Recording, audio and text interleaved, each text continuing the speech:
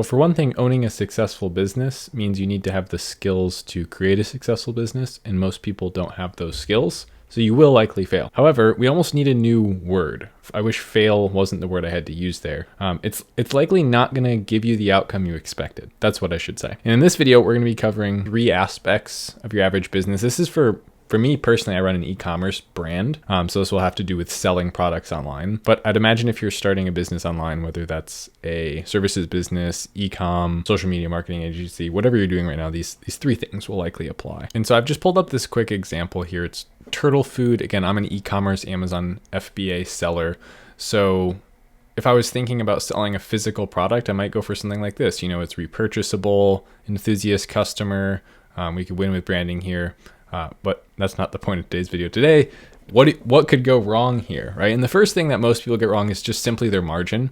I've had the amazing opportunity of coaching people over the years and showing them what I've learned. And most of the time when someone comes to me and it's not working, it's just like your margin is too small. You sourced the thing you're trying to sell for too much and you can't sell it for a high enough price because you didn't make a valuable enough offer. Now, I'm not going to get ahead of myself, but let's talk about margins for a second. So if we were to look at something like this market here, we're selling a relatively inexpensive small product.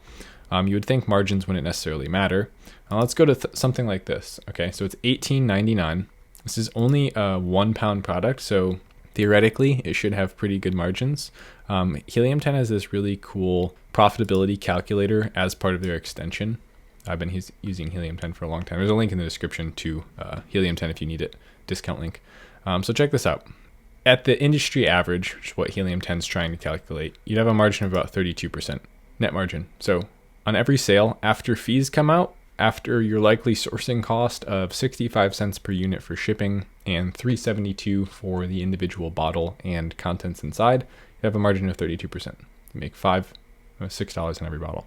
That's not enough. I used to say 30% was my minimum. I personally would not sell a product if the starting margin with real numbers calculated, got a real quote, was below 40%. This is your lifeblood in an e-commerce business. Obviously, services business, other businesses, you're just doing the same thing but factoring everything else. It's just, what does it cost me to deliver it? What do I make when someone purchases it? So you want to try and get that number as high as possible without sacrificing the quality of the products. Now there's some interesting workarounds for that, which is, can we reduce the size of the packaging? Get shipping costs down. A lot of times shipping will eat into this. Can we get at bulk the ingredients to cost much less for this? So that we take $1 off of this. Quick check-in. I always like to do this during a video. Hit them with the refresh. And 39,000 in the last 30 days. Disclaimer, slightly seasonal product. We have about 2 months of downtime throughout the year, so not very seasonal. But we're heading into that right now.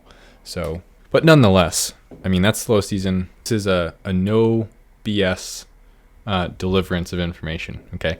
By the way, that was not always the case. So I used to run into so many more problems when I tried to do Amazon FBA based on all the free information available on YouTube. So I put together my version of a free training down below. Seriously, free.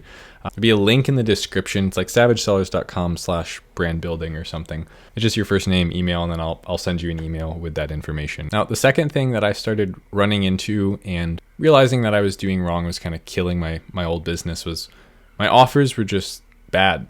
So margin, offer, and 2 buckets we've covered so far. Your offer is quite literally, what are you giving in exchange for money? So one of the best ways to make better offers is to understand value.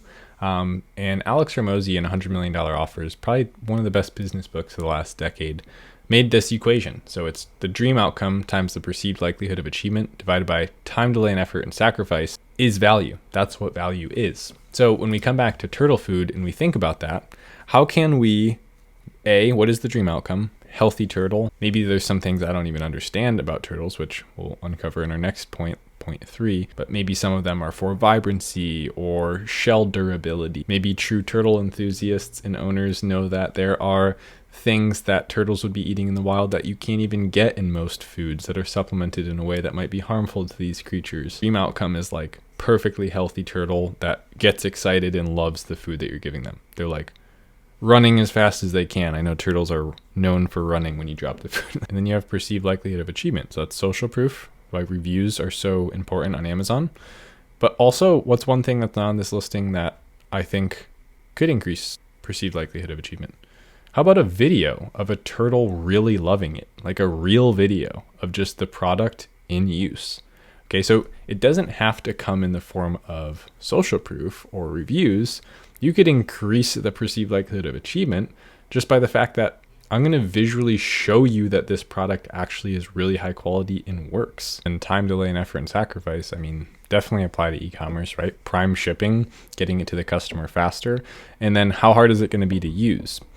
So what if there were like pre-measured portion sizes for different turtles, or like, I'm just thinking off the top of my head here, but you can play around with those pieces to build better offers. Ultimately, saved one of the best for last. This screwed me more times than anything else. And it is not understanding my customer and not understanding my sales funnel. So even on Amazon, you have a sales funnel, and obviously you have customers, but because as Amazon sellers, we almost take for granted the ease of traffic for us. We don't even have to like go look for customers. We just kind of can see what's being searched and throw a product in front of it, or just look at a product that's selling pretty well, try and use similar keywords to them, and it will likely show up in front of customers looking for that product. What it tends to do is it tends to get us lazy, and we just start copying our competitors instead of thinking what actually the customer would want. And that's true of most businesses, right? And just like, oh, this business model worked for them, so I'm just going to copy the business model, but I'm going to do it. But the problem there is that you start copying people who've copied people who've copied people who none of them are even delivering what the customer wanted in the first place. This might not be immediately apparent because customers don't know what they don't know. If something's not even available because no one truly understands them, then they're left with what's to choose from, which was likely someone trying to cheap out originally and then a bunch of people copying them. In this case, I might even go over to YouTube and look up like best turtle food, would watch that and look at all these related searches. This is a plugin that I use for YouTube called TubeBuddy, and it shows us all the related searches. And Amazon's great. People are looking for products, but they're not so much looking for information. Here we can see best turtle food for red-eared slider, best turtle food in India, best ever food review show turtle, best food for baby turtle, best food for turtle growth, right? So I didn't see anything referring to turtle growth here. We can start playing around with what we're learning from the customer. See, I was going through earlier these hypotheticals, and I didn't think of growth.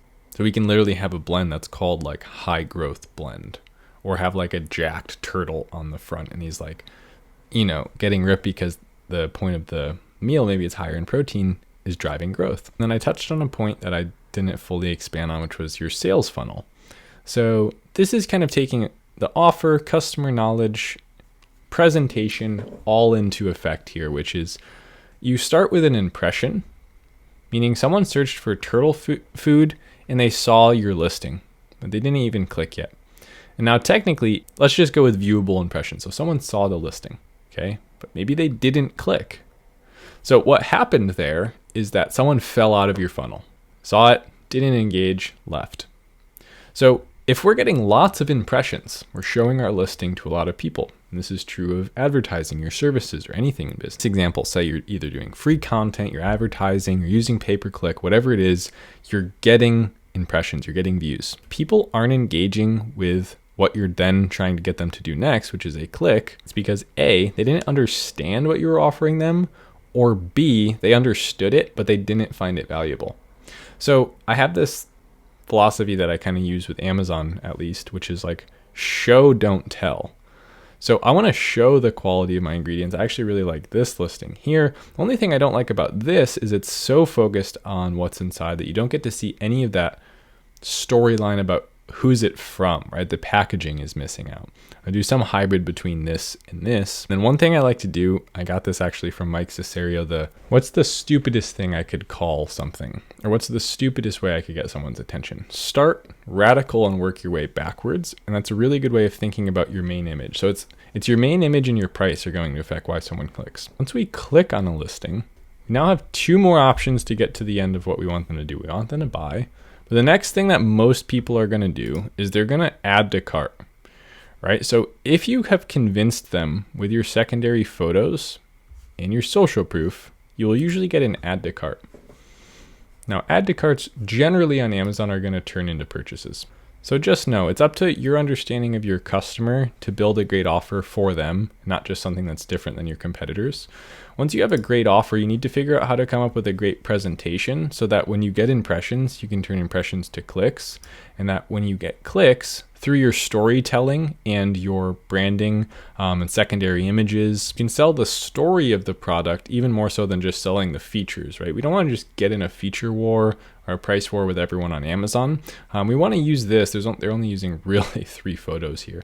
We want to use this essentially as a slideshow, like a mini webinar, to try and convince them that, hey, you clicked, now it's time to buy. You found the right listing. Let me convince you of that. So if you have healthy margins, a great offer, you understand your customer, and you know how to move them through your sales funnel, you likely will have a prospering business and no longer a failing business. Well, it's not really failure. I mean, you're just not getting the outcome you expected.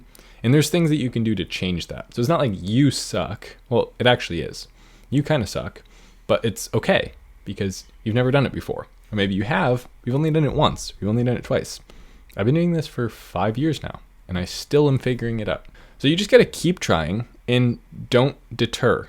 Use the link in the description. I put together a free brand building training that you can go check out. It's actually just a course video that I recently published that I felt like a lot of people would find valuable, since I was going over this framework for how I'm selling on Amazon now and how it's different than what you're seeing 99% of people talking about on YouTube when you search Amazon FBA. So enjoy that, and I'll talk to you soon. Thanks so much. Later.